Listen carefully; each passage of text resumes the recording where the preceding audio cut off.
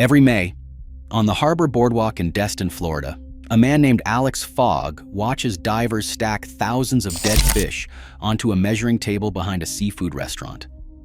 The fish are striped, fan-finned, strangely beautiful, and every single one of them is armored with venomous spines. Over one weekend, the divers behind him will pull more than 20,000 of these fish out of the Gulf of Mexico. It is the largest tournament of its kind anywhere on Earth, and Fogg helped build it from nothing. And here's the part nobody standing on that dock likes to say out loud: it still isn't enough. Because the fish they are fighting can lay 2 million eggs in a single year, and there are reefs just a few miles offshore that the spears have never touched. For almost 40 years, this fish has had no enemies in this ocean. No predator, nothing that would dare put it in its mouth. So people like Alex Fogg decided that they would become the predator themselves. What almost none of them noticed is that, down on the reef, in the dark, something else had quietly started to do the very same thing, and it wasn't human. To understand why an entire Florida county now throws a festival built around killing one species of fish, you have to go back to a single afternoon in 1985. On October 16th of that year, off Dania Beach, Florida, someone pulled a strange, ornate fish out of the Atlantic. It had never been recorded in those waters before. It was a red lionfish, a native of the Indo-Pacific, thousands of miles from where it was supposed to be. For years, the story people told about how it got there was clean and dramatic. They said it began in 1992 when Hurricane Andrew smashed a beachside aquarium and washed 6 pet lionfish into Biscayne Bay. It is a tidy story. It is also, according to the U.S. Fish and Wildlife Service, almost certainly wrong. Lionfish were already swimming off Florida 7 years before Andrew ever made landfall. The truth is messier, and somehow worse. There was no single accident. Genetic studies suggest that this entire invasion, every lionfish now spread across an entire ocean, traces back to only around 180 fish, released slowly, over years, by ordinary people, quietly emptying their home aquariums into the sea. A lionfish will eat the other fish in your tank. So people who didn't have the heart to kill them did the thing that felt kind instead. They let them go. What they let go was one of the most efficient hunters in the ocean.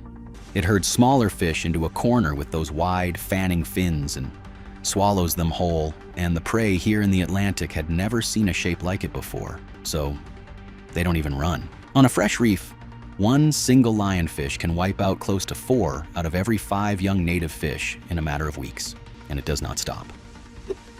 Because in this ocean, for decades, absolutely nothing was eating it back, and the damage doesn't stay with the little fish.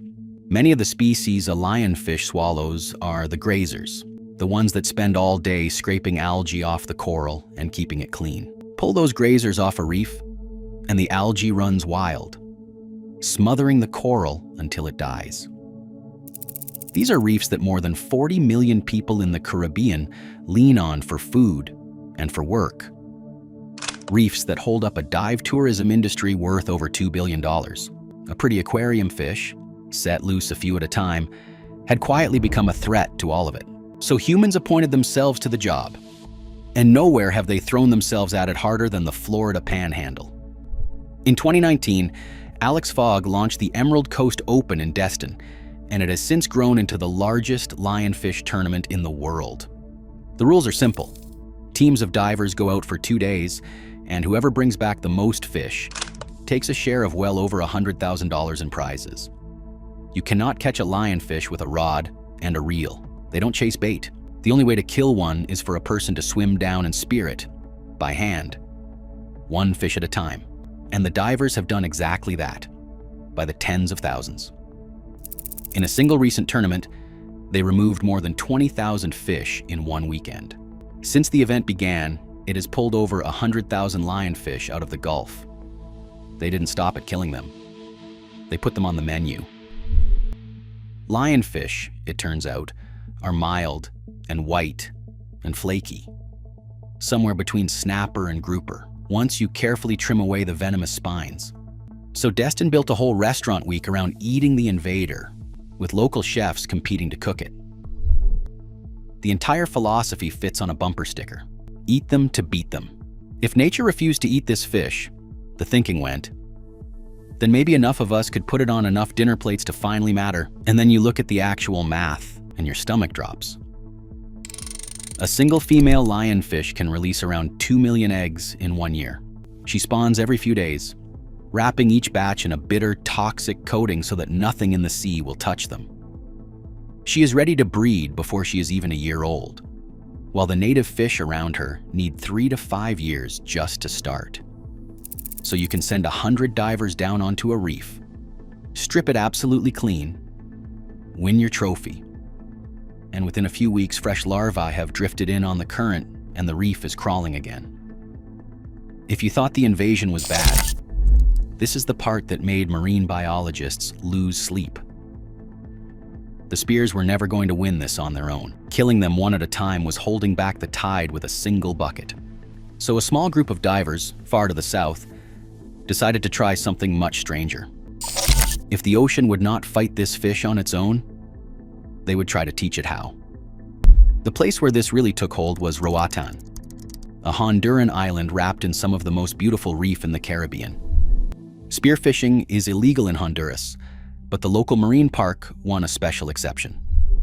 They trained and licensed local divers and handed them simple spears called Hawaiian slings, with one purpose only: kill lionfish. And the divers were ruthlessly effective. In a single competition, they speared more than 1,700 fish in 1 day. One man, working entirely alone, killed 60. But killing them was only half the plan. The divers started doing something that, the first time you hear it, sounds completely unhinged. After spearing a lionfish, they would hold it out and feed it by hand to the biggest predators on the reef, to sharks, to moray eels, to enormous grouper. It was a kind of underwater school. These predators had spent their entire lives swimming straight past lionfish, treating them as something not worth the risk. The divers wanted to teach them, one free meal at a time, that this spiny stranger was actually food. Reef shark by reef shark, eel by eel. They tried to rewrite the menu of an entire ecosystem. And for a while, it genuinely looked like it might be working. Divers and photographers in Roatan filmed something they had never witnessed before. A shark, with no diver guiding it, and no speared fish handed to it, hunting down a live lionfish entirely on its own and eating it. It felt like a breakthrough. People started imagining a whole army of native predators turning, at last, on the invader.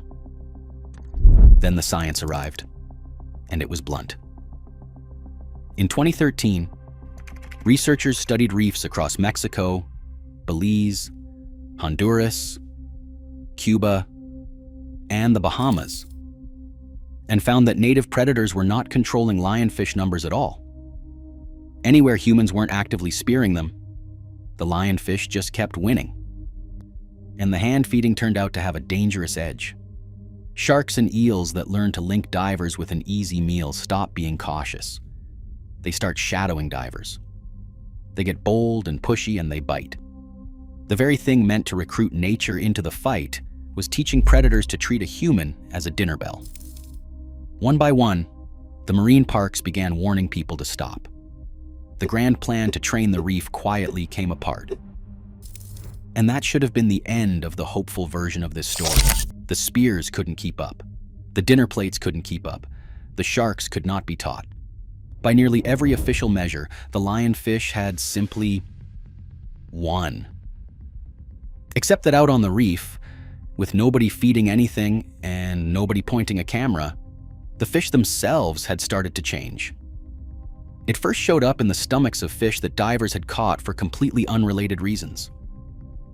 People cleaning their catch began finding lionfish inside large native grouper. Not fish that anyone had trained. Wild grouper, eating lionfish on their own.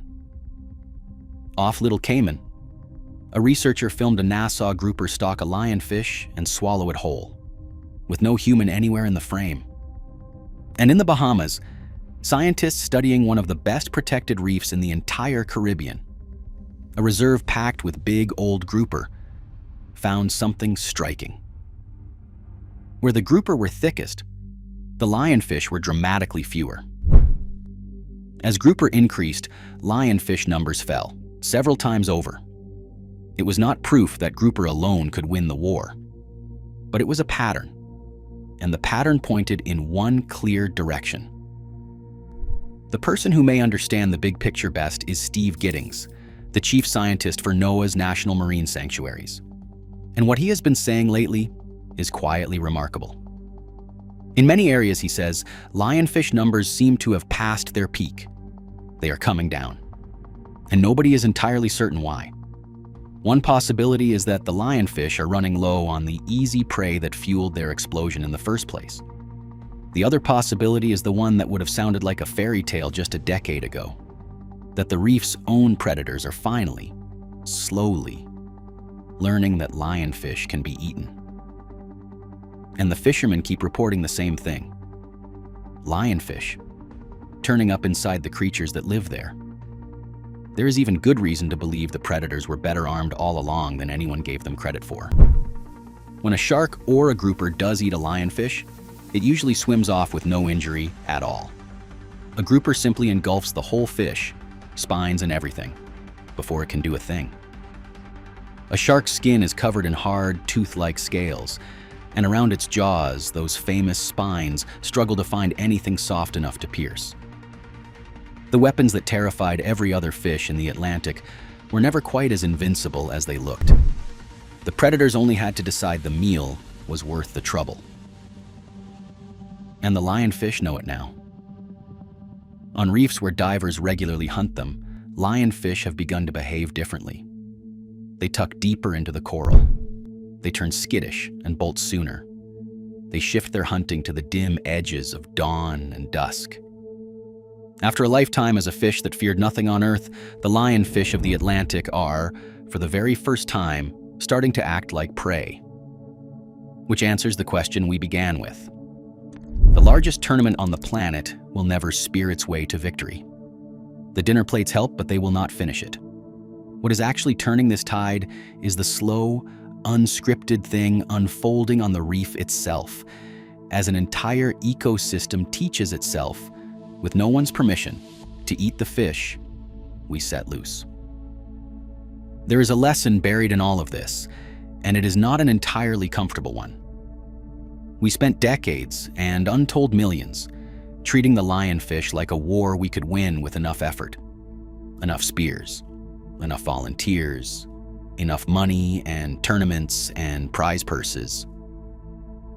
And maybe that was never really the fight. Maybe the most all that effort ever bought us was time. Time for the ocean to do the one thing it has always done, given long enough. Adapt. Find a balance. Fold the invader into the food chain and move on its own schedule, completely indifferent to our trophies. So it leaves you with a real question, and I would like your honest answer down in the comments. If the reef is slowly learning to handle the lionfish on its own, should we keep pouring money and manpower into spearing them by the tens of thousands every single year? Or have we reached the point where the best thing we can possibly do is hold the line a little longer and then climb out of the water and let nature finish the job it has already started? There is no easy answer here. And that is exactly why I want to hear where you land. And if a story like this is the kind of thing you want more of, the quiet, stubborn ways nature keeps cleaning up the messes we make, then hit subscribe and stick around. There are a lot more of these than you would ever think.